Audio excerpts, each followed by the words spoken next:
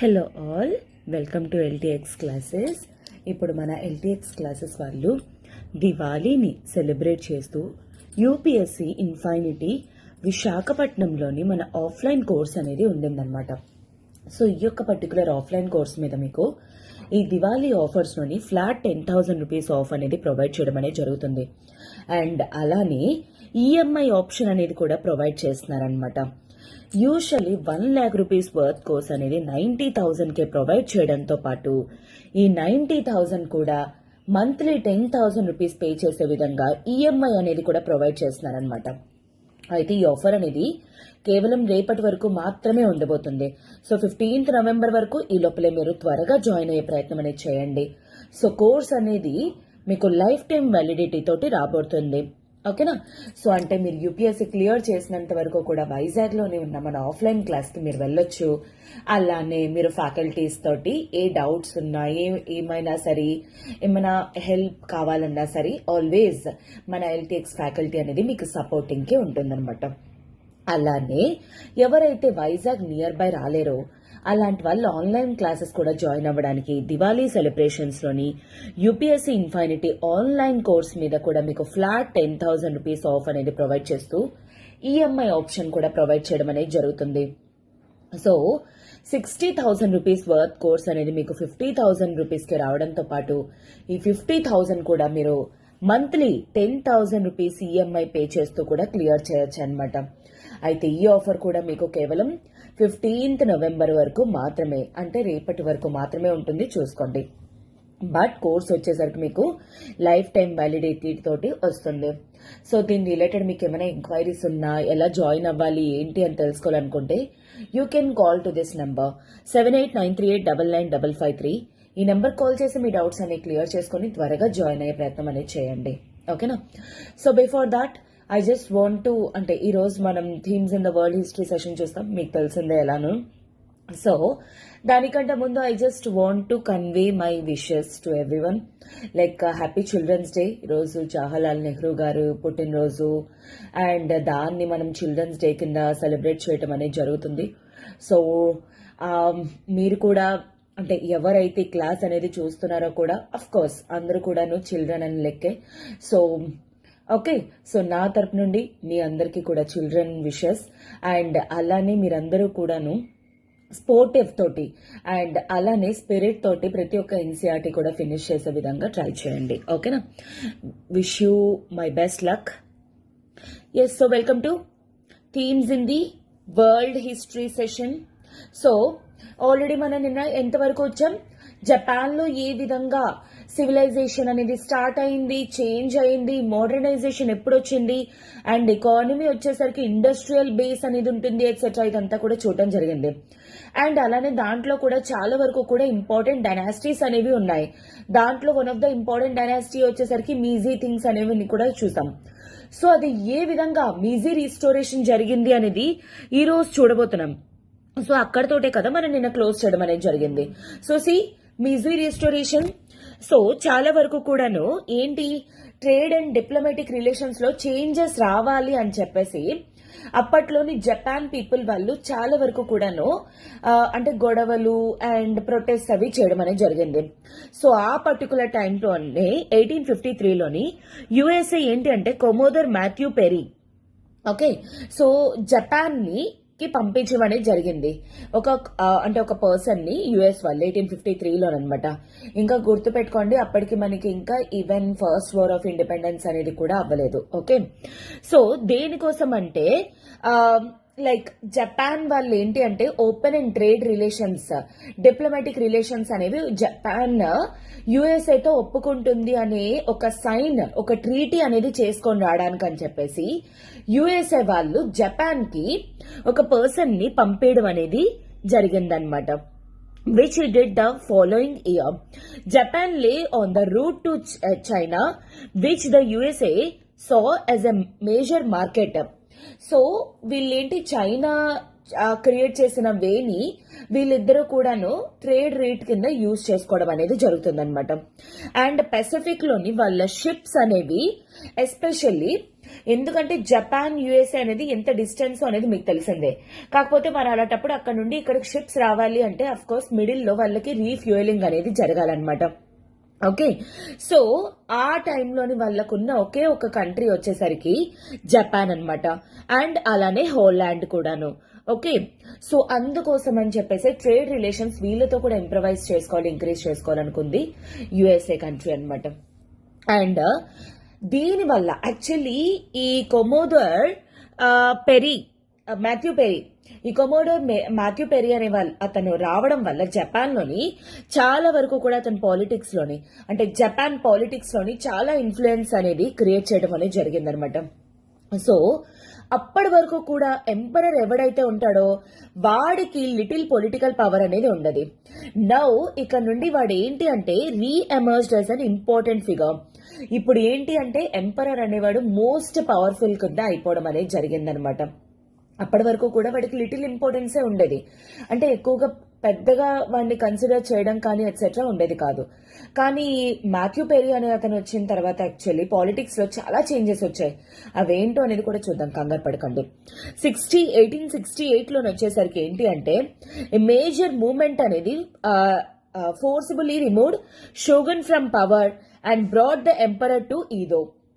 So అప్పటి వరకు కూడా షోగున్స్ ఉండేవాళ్ళు హైయెస్ట్ అథారిటీస్ కింద. సో ఆ తర్వాత ఏంటి అంటే షోగున్ ని ఒక నార్మల్ క్యాండిడేట్స్ లాగా తీసేసి ఈ ఎంపరర్ ఎవరైతే ఉంటారో ఈదో టోక్యో అన్నమాట. సో టోక్యోకి మెయిన్ కింగ్ లాగా తీసుకొని రావడం అనేది జరిగింది. సో ఆ తర్వాత this was made the capital and renamed Tokyo which means eastern capital. So ఇలా ఎంపరర్ ని తీసుకొచ్చిన తర్వాత ఎప్పుడు 1868 this you need to remember at any cost. Okay, 1868 లోని ఆఫ్టర్ మాథ్యూ పెరీస్ ఎంట్రీ తర్వాత ఏం జరిగింది, అప్పటి వరకు షోగున్స్ పవర్ ఏదైతే ఉండిందో ఆ షోగున్స్ ని కిందకు దించేసి ఆ తర్వాత ఎంపరర్ ని హైయెస్ట్ అథారిటీ కింద పెట్టి అప్పుడు ఆ ఈదోని టోక్యో కింద చేయడం అనేది జరిగింది. టోక్యో అంటే అర్థం ఏంటి, ఈస్టర్న్ క్యాపిటల్. ఓకే, వెస్ట్ వచ్చేసరికి అమెరికా, ఈస్ట్ వచ్చేసరికి జపాన్ అన్న కాంటెక్స్ట్ లోని పవర్ఫుల్ నేషన్ కింద టోక్యోని క్యాపిటల్ కింద చేయడం అనేది జరిగిందనమాట. Okay, and see these are the like ships and all. Okay, fine. So of Commodore Perry as seen by the Japanese. So see అంటే వాళ్ళు వేసుకున్న డయాగ్రామ్ అనమాట. ఇన్ఫాక్ట్ ఎందుకంటే ఆ పర్టికులర్ టైం పీరియడ్ లోని ఇంకా కెమెరాస్ ప్రెసెంట్ ఉన్న లెన్స్ ఎట్సెట్రా అంత పవర్ ఏముండదు. So that is what. Okay, fine. So, officials and the people were aware that some European countries were building colonial empires in India and elsewhere. So, people were అప్పటికే Japanese వాళ్ళకి తెలుసు ఇండియాలోని చైనాలోని చాలా European empires అనేవి కాలనీస్ ని create చేసుకోవడం అనేది జరుగుతుంది అని చెప్పేసి. And news of China was being defeated by the British was following in and this was even depicted in popular plays so that there was a real fear that Japan might be made a colony. So అప్పటికే China లాంటి mighty economy అనేది European union అంటే European తాలూకా చేతుల్లోని వాళ్ళ powers లోని ఓడిపోవడం వల్ల అండ్ దాన్ని డిఫరెంట్ నాటకాల్లోని స్టోరీస్ వేస్ లోని ప్రెజెంట్ చేయడం అనేది జరిగింది. సో అలాంటివి చూడటం ద్వారా ప్రజలు ముందే భయపడిపోయారనమాట. అమ్మో ఇంకా జపాన్ దగ్గర కూడా వచ్చేస్తారేమో, ఇంకా జపాన్ ని కూడా వాళ్ళు డిఫీట్ చేస్తారేమో అని చెప్పేసి వీళ్ళు ఫియర్ అవ్వడం అనేది జరిగిందనమాట. అందుకే many scholars and leaders wanted to learn from the new ideas in Europe rather than ignore them as the Chinese were doing. So Chinese ఏ విధంగా అయితే వాళ్ళు నెగ్లెక్ట్ చేసి యూరోపియన్ పవర్ ని వదిలేశారో అలా కాకుండా అప్పుడు జపాన్ స్కాలర్స్ కానీ వీళ్ళ అడ్వాన్స్డ్ థింకింగ్ లెవెల్స్ చూడండి. That is what I want to tell you. అంటే ఎప్పుడైనా ఏదైనా ఒక ఆపద వచ్చింది అంటే ఆపదని చూసి భయపడడం కాదు, దానికి ఏదైనా సొల్యూషన్ ఉంటుంది అని ఆలోచించాలి.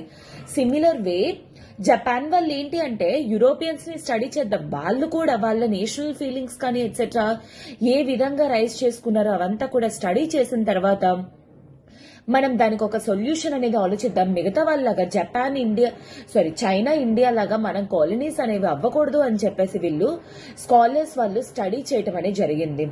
యూరోపియన్స్ తాలూకా పద్ధతుల్ని కానీ హిస్టరీ కానీ ఎట్సెట్రా అన్నమాట. ఓకేనా. And some argued for a gradual and limited opening to the outer world. కొంతమంది వచ్చేసరికి ఏంటి అంటే స్లోగా ఓపెన్ అవుదామని చెప్పేసి ఇంకొంతమంది arguments. That is the different thing అనమాట.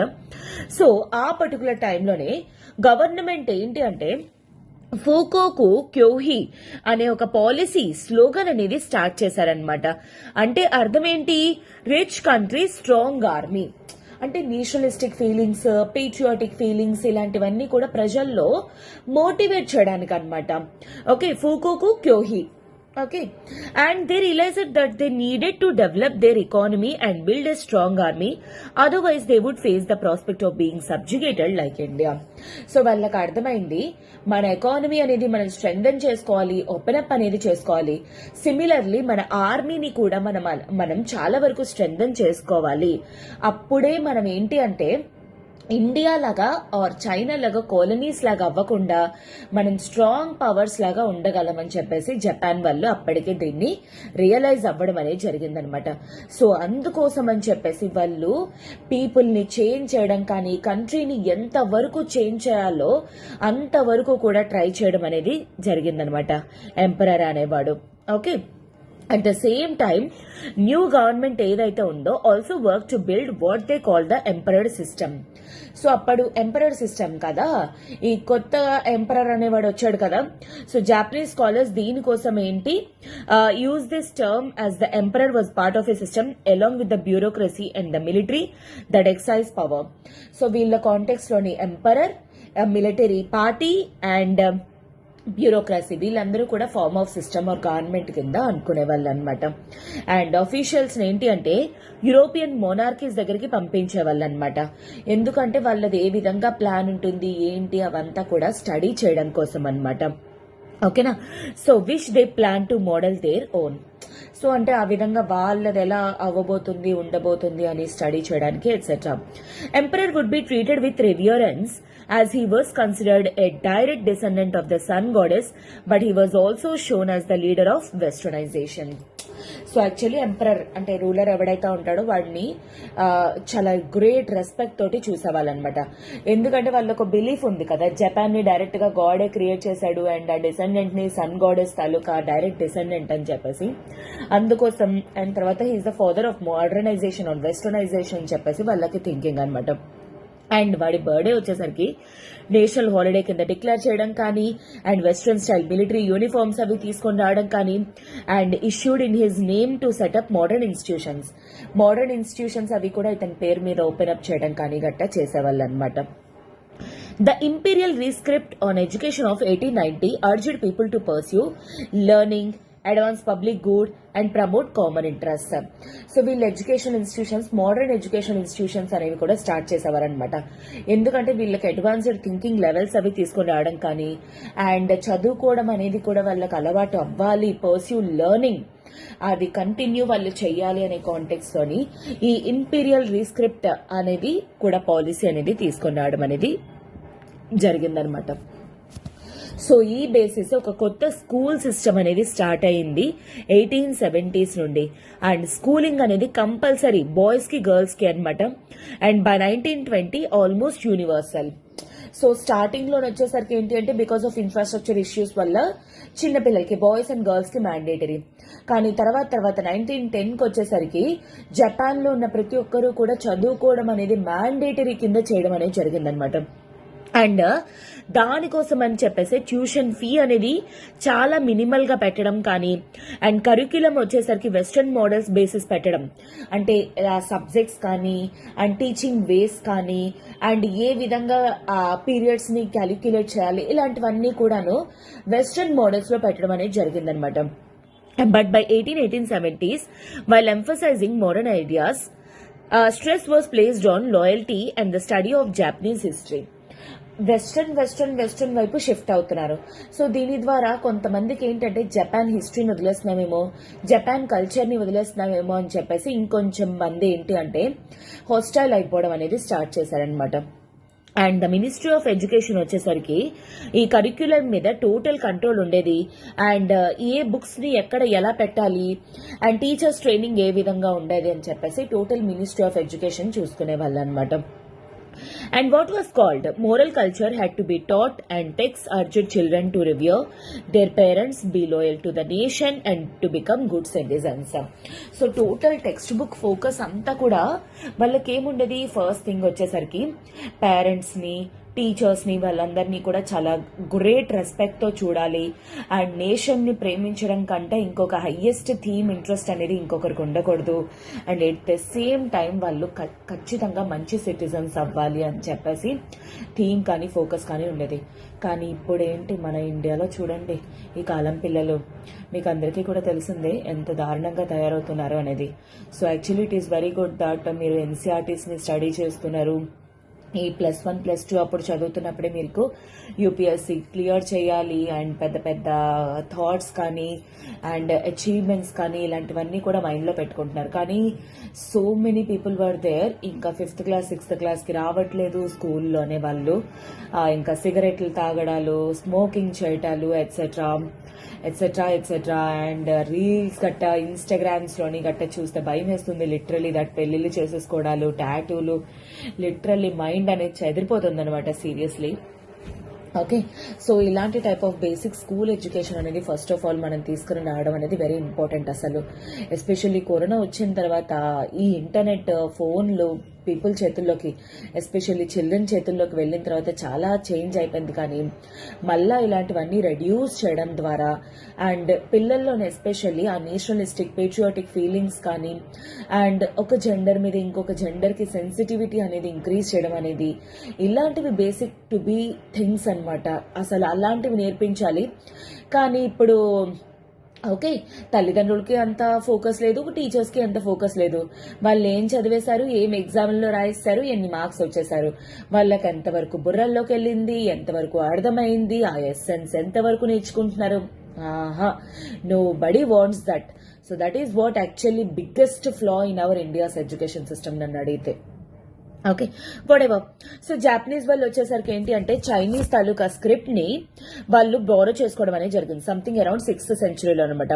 However since they language is very different from Chinese, they developed 2 phonetic alphabets. So వాళ్ళ లాంగ్వేజ్ కి వీళ్ళ లాంగ్వేజ్ కి చాలా డిఫరెన్స్ అనేది ఉండడం వల్ల 2 ఆల్ఫాబెట్స్ మాత్రం వాళ్ళు క్రియేట్ చేసుకోవడం అనేది జరిగిందనమాట. ఒకటి హిరాగానా అండ్ ఇంకొకటి కటకనా. ఓకే, హిరాగానా వచ్చేసరికి ఏంటి అంటే ఫెమినైన్ అని, అంటే ఇప్పుడు చూడండి స్త్రీలింగం పుల్లింగం అని మనకి ఎట్లున్నాయో అలాగా హిరాగానా అంటే feminine because it was used by many women writers in the Heian period such as Murasaki. Okay, and it is written using a mixture of Chinese characters and phonetics, so that the main part of the word is written with a character. For instance, in going, go would be written with a character and the ing in phonetics. So ఈ హిరాగానాలోని ఏంటి అంటే చాలా వరకు కూడా women use చేసేవాళ్ళు and women things కి use చేసేవాళ్ళు. And దీంట్లోనే ఏంటంటే బోత్ ఫోనెటిక్స్ యూజ్ చేసేవాళ్ళు అలానే క్యారెక్టర్స్ అనేవి కూడా యూజ్ చేసేవాళ్ళు. And existence of phonetic syllabary meant that knowledge spread from the elites to the wider society relatively quickly. In the 1880s కి వచ్చేసరికి ఏంటి అంటే it was suggested that Japanese develop a completely phonetic script or adopt a European language. Neither was done. Actually 1880s కి వచ్చేసరికి ఏంటి అంటే complete వాళ్ళకి ఒక ఓన్ స్క్రిప్ట్ క్రియేట్ చేసుకోగలిగారు అండ్ అది వెస్ట్రన్ లాగే ఉంటుంది ఎట్సెట్రా అని. కానీ యాక్చువల్లీ రెండూ కాదనమాట, ఇంకా డెవలప్ అవుతూనే ఉంది. సో హియర్ రైటింగ్ జాపనీస్ అనమాట, kanji Chinese characters red, katakana blue, hiragana వచ్చేసరికి గ్రీన్.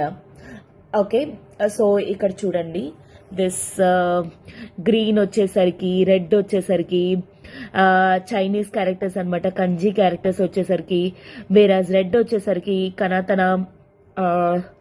కనతన వచ్చేసరికి బ్లూ, హిరాకానా వచ్చేసరికి గ్రీన్ అంట. These are the characters. Of course మనకి గ్రీక్ అండ్ లాటిన్ రాదు, లేవిట్ మనకి తెలుగు తిన్నగా వస్తేనే చాలా విచిత్రం. Okay, that is a different case. So nation integrate చేయడం కోసం మీజీ గవర్నమెంట్ వచ్చేసరికి ఒక న్యూ అడ్మినిస్ట్రేటివ్ స్ట్రక్చర్ ని క్రియేట్ చేయడం అనేది జరిగింది. ఎలా క్రియేట్ చేశారు, ఓల్డ్ విలేజెస్ ని, డొమైన్ బౌండరీస్ ని, వాటన్నిటినీ కూడా మార్చి కొత్త అడ్మినిస్ట్రేటివ్ యూనిట్స్ ని క్రియేట్ చేయడం అనేది జరిగిందనమాట.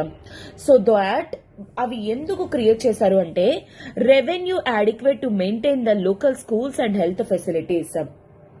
సో ఇప్పటి కాలంలో రెవెన్యూస్ అనేవి వాళ్ళ పాకెట్స్ ని నింపుకోవడం కోసం. కానీ జపాన్ లో వచ్చేసరికి రెవెన్యూస్ అనేవి ఎందుకు ఇంక్రీజ్ చేస్తున్నారు, స్కూల్స్ లోని ఇంకా ఇన్ఫ్రాస్ట్రక్చర్ అనేది బిల్డప్ చేయడానికి, హెల్త్ ఫెసిలిటీస్ అనేవి ఇంక్రీజ్ చేయడానికి ఈ యొక్క అంటే ఈ రెవెన్యూ విలేజెస్ ని క్రియేట్ చేయడం అనేది జరిగిందనమాట. అండ్ అలానే రిక్రూట్మెంట్ సెంటర్ కి సర్వ్ చేయడానికి అనమాట, మిలిటరీ వాళ్ళ కోసం. సో అటు కంట్రీ తాలూకా సెక్యూరిటీ, ఇటు country taluka development and growth కోసం ఎడ్యుకేషన్ కానీ, హెల్త్ కానీ, ఈ విధంగా అన్నిటి మీద కూడా ఈక్వల్ ఫోకస్ అనేది పెట్టేవాళ్ళు మీజీ గవర్నమెంట్ అనమాట. And all young men over 20 had to do a period of military service. అంటే మ్యాండేటరీ మిలిటరీ సర్వీస్, మ్యాండేటరీలీ చదువుకోవాలి, మ్యాండేటరీలీ వాళ్ళు ఈవెన్ మిలిటరీలో కూడా పార్టిసిపేట్ చేయాలి అనే థింగ్స్ అనమాట. మోడర్న్ మిలిటరీ ఫోర్స్ వచ్చేసరికి డెవలప్ చేశారనమాట ఆ పర్టికులర్ టైం పీరియడ్ లో, మీజీ గవర్నమెంట్ టైం పీరియడ్ లో. లీగల్ సిస్టమ్ అనేది కూడా క్రియేట్ చేయడం అనేది జరిగింది. సో పొలిటికల్ పార్టీస్ ని వాటన్నిటిని కూడా కంట్రోల్ చేయడానికి, అండ్ తర్వాత మీటింగ్స్ అవి ఎప్పటికప్పుడు ప్రాపర్ గా పెట్టడానికి కోసం, అండ్ స్ట్రిక్ట్ సెన్సార్షిప్ అనేది పెట్టడానికి అనమాట. అంటే మీడియా వాళ్ళు కానీ, ప్రెస్ వాళ్ళు కానీ ఇష్టం వచ్చినట్టు మాట్లాడకుండా ఇవన్నిటి కోసం అని చెప్పేసి ఒక strong or strength and law things అనేవి కూడా క్రియేట్ చేయడం అనేది జరిగింది. So in all these measures the government had to face opposition. Of course ఇలాంటివన్నీ చేస్తున్నప్పుడు అంటే క్రిటిసిజం కానీ, అపోజిషన్ నుండి క్రిటిసిజం ఫేస్ చేయడం అనేది వెరీ వెరీ కామన్.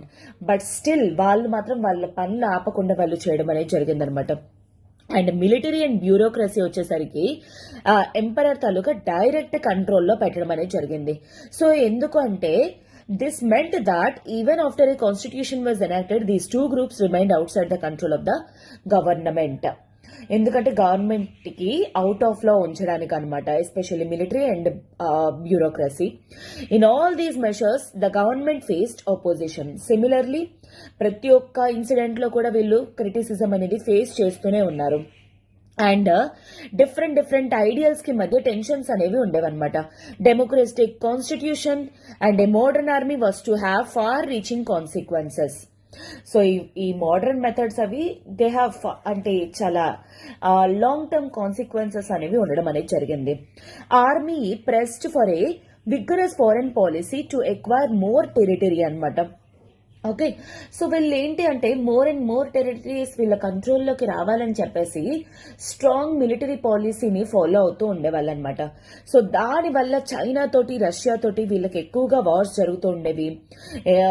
అండ్ వాటిల్లోని ప్రతిసారి కూడా Japan out to be victorious అనమాట, అంటే ఖచ్చితంగా గెలుపుతోటే బయటకు వచ్చేదన్నమాట. అండ్ ఇంకా popular demand for a greater democracy was often in opposition to the government's aggressive policies. కొంతమంది ఏమో గవర్నమెంట్ స్ట్రాంగ్ ఉండాలి, కొంతమంది ఏమో డెమోక్రసీ అనేది స్ట్రాంగ్ ఉండాలని. These all things were so common అనమాట. And Japan developed economically and acquired a colonial empire that suppressed the spread of democracy at home and put it in collision with the people it colonized. So వీళ్ళు ఏంటి అంటే strong emperor system ని create చేసుకొని democracy తాలూకా feelings కానీ especially colonial countries లోని suppress చేయడం అనేది జరిగింది. ప్రతి చోట కూడా నేషనలిస్టిక్ పేట్రియాటిజం దీన్ని ఎక్కువగా కూడా క్రియేట్ చేయడం అనేది జరిగిందనమాట. యాక్చువల్లీ ఇలాంటివి వీళ్ళకి ఏంటి అంటే ఇన్ఫాక్ట్ జపాన్ స్ట్రాంగ్ నేషన్ కింద క్రియేట్ చేయడానికి గల కారణమే ఇది. అదర్వైజ్ లేకపోతే ఎంత స్ట్రాంగ్ ఉండేది కాదు.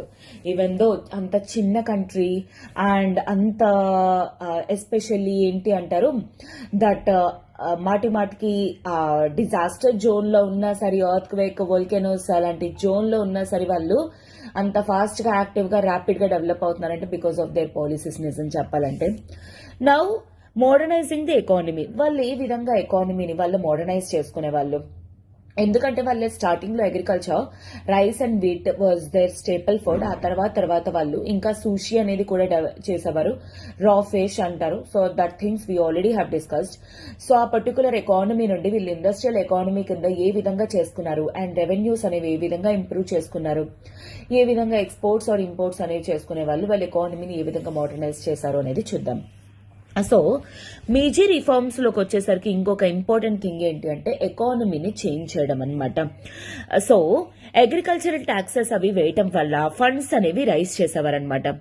అండ్ జపాన్ తాలూకా ఫస్ట్ రైల్వే లైన్ వచ్చేసరికి టోక్యో నుండి యోకోహామా పోర్ట్ వరకు అన్నమాట.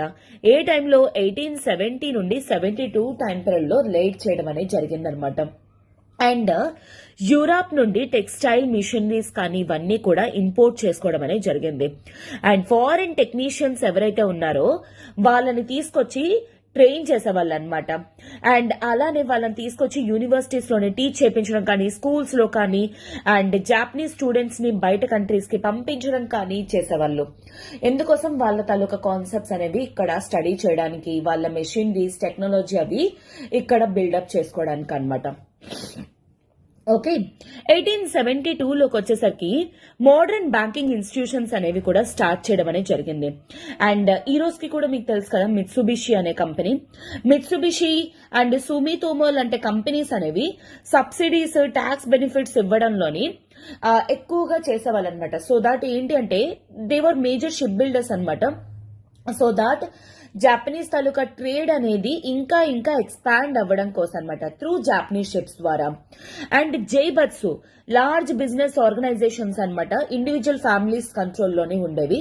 సో వీళ్ళందరూ కూడా ఎకానమీని డామినేట్ చేస్తూ ఉండేవారు till second world war. In fact second world war 1945 వరకు కూడాను ఈ జైబత్సు, మిత్సుబిషి వాళ్ళు, సుమితోమో వాళ్ళు వీళ్ళే చెప్పాలంటే ఈ రోజుకి కూడా మిత్సుబిషి అనే కంపెనీ అనేది ఈ రోజుకి కూడా జపాన్ లో లొకేట్ అయి ఉంది. ఓకే, అండ్ పాపులేషన్ వచ్చేసరికి 35 మిలియన్ అనమాట 1872లోని. 1920కి వచ్చేసరికి విత్ ఇన్ 5 డికేడ్స్ లోని 55 మిలియన్ కి రీచ్ అవడం అనేది జరిగింది. సో అందుకోసం అని చెప్పేసి, ఎందుకంటే పాపులేషన్ పెరిగిపోతుంది అనుకోండి, రిసోర్స్ తాలూకా క్రైసిస్ అనేది వచ్చేస్తుంది. అందుకోసమే గవర్నమెంట్ మీద ఫోకస్ అంటే ప్రెషర్ అనేది వచ్చిందనమాట పాపులేషన్ ని డిక్రీజ్ చేయాలి అని.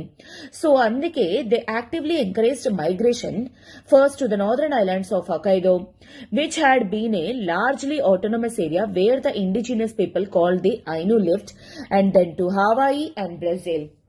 యాక్చువల్లీ ఫస్ట్ హొకైడోకి అండ్ తర్వాత ఇన్ఫాక్ట్ హవాయియన్ ఐలాండ్స్ కి, బ్రెజిల్ కి ఇలాగా మైగ్రేషన్ కోసం చేసేవాళ్ళనమాట. ఎందుకంటే పాపులేషన్ తాలూకా ప్రెషర్ అనేది రెడ్యూస్ చేయడానికి, లేదంటే రిసోర్సెస్ అనేవి టఫ్ అయిపోతాయి అనమాట. అందుకోసం అని చెప్పేసి మైగ్రేషన్ ప్యాటర్న్ అనేది కూడా క్రియేట్ చేసుకోవడం అనేది జరిగింది.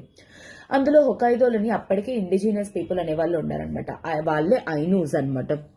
అండ్ అలానే జపాన్ తాలూకా గ్రోయింగ్ కాలోనియల్ ఎంపైర్స్ కి కూడా వీళ్ళని ఇంకా మూవ్ చేయడం అనేది జరిగిందనమాట. Within Japan there was a shift towards an industrial developed. So already చెప్పాను అగ్రికల్చర్ బేస్డ్ నుండి వీళ్ళు ఇండస్ట్రియల్ బేస్డ్ కి రావడం అనేది జరిగింది. By 1925 21% of the population lived in cities. 1925 కి 20% ఆఫ్ ద పాపులేషన్ సిటీస్ లోకి వచ్చారు. 1935 కి వచ్చేసరికి 32% కి ఇంక్రీజ్ అయిపోయారు, అంటే 22.5 మిలియన్. చూడండి, నిజం చెప్పాలంటే ఈ రోజుకి ఇండియాలోని ఇంకా 40% ఆఫ్ ద పీపుల్ ఇంకా సిటీస్ లోనే ఉన్నారనమాట. 60% ఇంకా రూరల్ ఏరియాస్ లోనే ఉంటున్నారు. అంటే ఇది అంత మంచిదని నేను చెప్పను, బట్ ఏంటి అంటే దీనివల్ల రెవెన్యూస్ అనేవి ఇంక్రీజ్ అవుతాయి అనమాట ఎస్పెషల్లీ.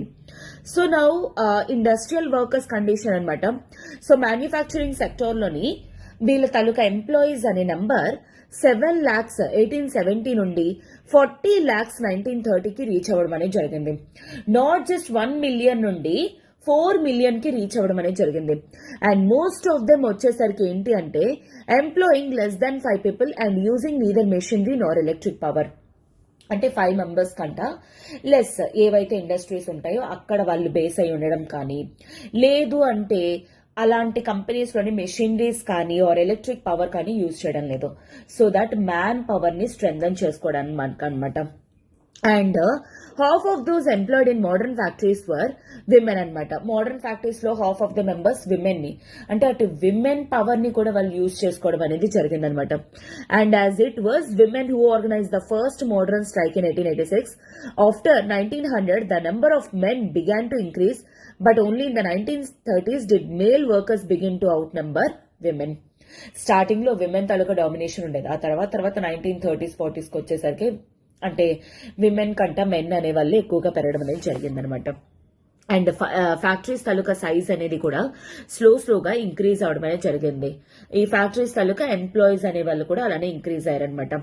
సో 1909లో 1000 ఉండే వాళ్ళు కాస్తాను 2000 కి వచ్చేసరికి 1920 and 4000 by the 1930s.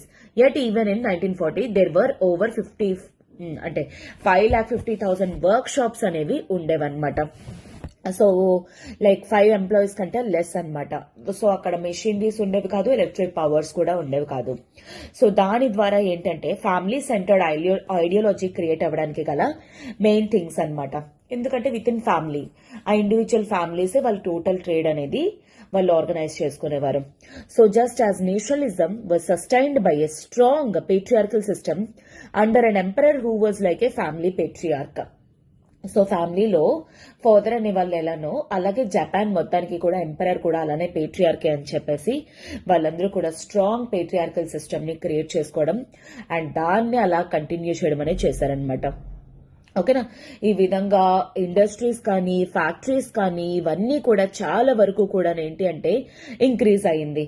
But అవి అన్రెగ్యులేటెడ్ గ్రోత్ అయ్యి ఉండడం వల్ల న్యాచురల్ రిసోర్సెస్ మీద టింబర్ లాంటి వాటి మీద ఎక్కువగా స్ట్రెస్ అనేది అంటే వాటి తాలూకా నెసెసిటీ ఎక్కువైపోయింది. దానివల్ల చాలా వరకు కూడా ఎన్వైరన్మెంటల్ డిస్ట్రక్షన్ అనేది జరిగిందనమాట. Tanaka Shozo elected to the first House of Representatives launched the first agitation against industrial pollution. So first time industrial pollution కి అగేన్స్ట్ గా మాట్లాడిన క్యాండిడేట్ తనాకా షోజో అనమాట 1897లోని. సో విత్ 800 విలేజెస్ తోటి మాస్ ప్రొటెస్ట్ అనేది create చేయడం జరిగింది. So immediately government దీనికి ఏదైనా స్టెప్ తీసుకోవాలి, యాక్షన్ చేయాలి అని చెప్పేసి ఓకే. సో ఆ విధంగా టోటల్ క్రిటిసైజ్ చేయడం అనేది జరిగింది. బట్ ఎనీవేస్ వాళ్ళ తాలూకా మూవ్మెంట్ మాత్రం చాలా సక్సెస్ఫుల్ అవ్వడం అనేది జరిగిందనమాట. అండ్ ఇక్కడ చూడండి తనాకా షోజో గురించి కూడా కొంచెం చెప్పడం జరిగింది. సో ఫార్మర్ తాలూకా కొడుకు అనమాట. పొలిటికల్ ఫిగర్ ద్వారానే అతను పరిచయం అవ్వడం జరిగింది. పాపులర్ రైట్ మూవ్మెంట్స్ లోని కానీ కాన్స్టిట్యూషనల్ గవర్నమెంట్ కోసం ఫోకస్ చేయడం కానీ ఇలాంటివన్నీ కూడా తనకున్న మేజర్ హ్యాబిట్స్ అనమాట. ఆ తర్వాత అగ్రెసివ్ నేషనలిజం అనేది స్ప్రెడ్ చేయడం జరిగింది. మేజీ కాన్స్టిట్యూషన్ వచ్చేసరికి రెస్ట్రిక్టెడ్ ఫ్రాంచైజ్ అనమాట. అంటే లిమిటెడ్ నెంబర్ ఆఫ్ పీపుల్ మాత్రమే వచ్చి ఓట్ చేయాలన్నమాట. అండ్ క్రియేటెడ్ ద డైట్ అంటే ఇక్కడ మనకి పార్లమెంట్ ఎలానో సో అదే విధంగా వాళ్ళకి జాపనీస్ వాళ్ళకి పార్లమెంట్ అనమాట. జర్మనీ లాంటి వర్డ్ ని వీళ్ళు కూడా క్రియేట్ చేసుకోవడం అనేది జరిగిందనమాట. ఓకేనా. With limited powers the leaders who brought about the imperial restoration continued to exercise power and even established political parties. So imperial restoration ఎవరైతే క్రియేట్ చేశారో అంటే ఈ మీజీ రిస్టోరేషన్ అనేది ఎవరైతే క్రియేట్ చేశారో వాళ్ళ చేతుల్లోనే చాలా వరకు కూడా పవర్ అనేది ఉండడం జరిగింది. అండ్ ఈవెన్ పొలిటికల్ పార్టీస్ అనేవి కూడా స్టార్ట్ చేయడం అనేది జరిగిందనమాట. 1918 నుండి 31 వరకు కూడా పాపులర్లీ ఎలక్టెడ్ ప్రైమ్ మినిస్టర్స్ కానీ వీళ్ళందరూ కూడా క్యాబినెట్స్ అనేవి కూడా క్రియేట్ చేసుకోవడం జరిగింది. అంటే ప్రైమ్ మినిస్టర్ కి సజెషన్స్ అనేవి ఇవ్వడం కోసం. ఆ తర్వాత they last power to national unity cabinets formed across party lines అనమాట. ఆ తర్వాత వీళ్ళు ఏంటి అంటే ఈ వేరే పొలిటికల్ పార్టీకి ఓడిపోవడం అనేది జరిగిందని. The emperor was the commander of the forces and from 1890 this was interpreted to mean that the army and the navy had independent control అనమాట. ఈవెన్ దో గవర్నమెంట్ క్యాబినెట్ అవంతా కూడా వేరే వేరే ఉన్నా సరే ఆర్మీ కానీ ఎట్సెట్రా ఇదంతా కూడా డైరెక్ట్ గా ఆర్మీ నేవీ ఇదంతా కూడా డైరెక్ట్ గా ఎంపరర్ తాలూకా కంట్రోల్లోనే ఉండనమాట. సో దట్ వాళ్ళని కాన్స్టిట్యూషన్ కి బయట ఉంచడానికి అనమాట. 1899లోని ప్రైమ్ మినిస్టర్ ఏంటి అంటే సర్వింగ్ జనరల్స్ కానీ అడ్మైరల్స్ కానీ ఎవరైతే ఉన్నారో వాళ్ళందరూ కూడా మినిస్టర్స్ అవ్వచ్చు అని చెప్పేసి ఒక కొత్త ఆర్డర్ అనేది తీసుకొని రావడం జరిగిందనమాట. సో ఆ విధంగా మిలిటరీని ఇంకా స్ట్రెంథన్ చేయడం అనేది జరిగింది. అండ్ తర్వాత together with the expansion of Japanese colonial empire was connected with the fear that Japan was at the mercy of the western powers. So Japan తాలూకా కొలోనియల్ ఎంపైర్ కానీ ఇదంతా కూడాను అండ్ వాళ్ళ తాలూకా భయంని అదంతా కూడా పక్కన పెట్టడం అనేది జరిగింది. సో ఆ విధంగా మిలిటరీ ఎక్స్పాన్షన్ అవి రెడ్యూస్ చేయడానికి ట్రై చేసేవాళ్ళనమాట. ఆర్మ్డ్ ఫోర్సెస్ ని వాటన్నిటిని కూడా ఎంకరేజ్ చేయడానికి హయ్యర్ టాక్సెస్ అనేవి కూడా కలెక్ట్ చేయడం అనేది జరిగింది. సో లైక్ ప్రజల్లో ఏంటి అంటే ఫియర్ ని పోగొట్టి వాళ్ళకి ఏంటి అంటే నేషనలిజం ఆర్ పేట్రియాటిజం అనేది క్రియేట్ చేయడానికి అనమాట. అండ్ యంగ్ పీపుల్ వచ్చేసరికి being exhorted to fight for the nation. ఆ magazine cover student soldiers photographs, students soldiers తాలూకా ఫోటోగ్రాఫ్స్ అనమాట. అంటే ఏ విధంగా స్టూడెంట్స్ ని కానీ వీళ్ళందరినీ కూడా మోటివేట్ చేసేవాళ్ళు, ఆర్మీలోకి రావాలి ఎట్సెట్రా అని చెప్పేసి అనమాట. అండ్ వెస్టర్నైజేషన్ వచ్చేసరికి సో జాపనీస్ తాలూకా ఇంటెలెక్చువల్స్ అంటే జనరేషన్స్ మీద జనరేషన్స్ వల్ల ఏంటి అంటే జపాన్ తాలూకా రిలేషన్స్ విత్ అదర్ కంట్రీస్ తోటి డిఫరెంట్ వేస్ లోని పెట్టడం అనేది జరిగిందనమాట. సో కొంతమందికి వచ్చేసరికి యుఎస్ఏ ఇంకా వెస్ట్రన్ కంట్రీస్ వచ్చేసరికి highest point of civilisation to which Japan aspired. అందుకోసమే జపాన్ అనేది ఎప్పుడు కూడా యుఎస్ఏ వెస్ట్రన్ నేషన్స్ ని మిమిక్ చేయడానికి ట్రై చేసేవాళ్ళు అని. అండ్ దాంట్లో ఫుకుజావా యుకిచి మీజీ ఇంటెలెక్చువల్ అనమాట express this by saying that Japan must expel Asia. Japan ఏషియాని వదిలేసి ఏంటి అంటే ఏషియన్ ని వదిలేసి అంటే ఏషియన్ కల్చర్ ని కానీ అదంతా వదిలేసి వెస్ట్రన్ కల్చర్ ని అడాప్ట్ చేసుకోవాలి అన్నట్టు అనమాట. So Japan must shed its Asian characteristics and become part of the West. West తో పార్ట్ అవ్వాలి, ఎందుకంటే సివిలైజేషన్ లో కానీ అడ్వాన్స్మెంట్ లో కానీ వెస్ట్ అనేది చాలా టాప్స్ లో ఉంది కాబట్టి. ఓకేనా. అండ్ ఇక్కడ ఏంటంటే ఫుకుజావా యుకిచి గురించి మెన్షనింగ్ కూడా చేయడం అనేది జరిగింది. So his principle was heaven did not create men above men nor set men below men అని చెప్పేసి అతని ప్రిన్సిపల్. సో నెక్స్ట్ జనరేషన్ వచ్చేసరికి ఈ వెస్ట్రన్ ఐడియాస్ మీద కానీ ఆర్ అదర్వైజ్ వాళ్ళ తాలూకా డామినేషన్ మీద కానీ క్వశ్చన్ చేయడం అనేది జరిగింది. ఎందుకు అంటే నేషనల్ ప్రైడ్ అనేది ఇండిజినస్ వాల్యూస్ మీద ఉంటుంది తప్ప బయట కంట్రీస్ వాళ్ళ మీద మనం తీసుకున్నామంటే మన కల్చర్ ని మనమే సప్రెస్ చేసుకుంటున్నట్టు అని చెప్పేసి నెక్స్ట్ జనరేషన్స్ వాళ్ళు ఫీల్ అయ్యేవారనమాట. ఆబ్వియస్లీ రైట్, మనకంటూ మన ఓన్ హిస్టరీ ఉంది, మనకంటూ మన ఓన్ రిచ్ కల్చర్ అనేది ఉండింది. అలాంటప్పుడు మనం ఎందుకు వెస్ట్రన్ మీద డిపెండ్ అవ్వాలి? This is what completely non sense thing అనమాట నిజం చెప్పాలంటే. అండ్ దాంట్లో ఒక ఫిలాసఫర్ మియాకే సెట్సూరి అనమాట. ఇతను వచ్చేసరికి ఏంటి అంటే each nation must develop its special talents in the interest of world civilization. World మొత్తంలోని ఒక కామన్ సివిలైజేషన్ ఉండాలంటే ఎవరి నేషన్ తాలూకా ఇంట్రెస్ట్ వాళ్ళు పెట్టుకోవాలి అంతే తప్ప కానీ ఒకరినొకరు కాపీ చేయడం అనేది కాదు, ఒకరినొకరు మిమిక్ చేసుకోవాలనేది కాదని చెప్పేసి చెప్పడం అనేది జరిగిందనమాట.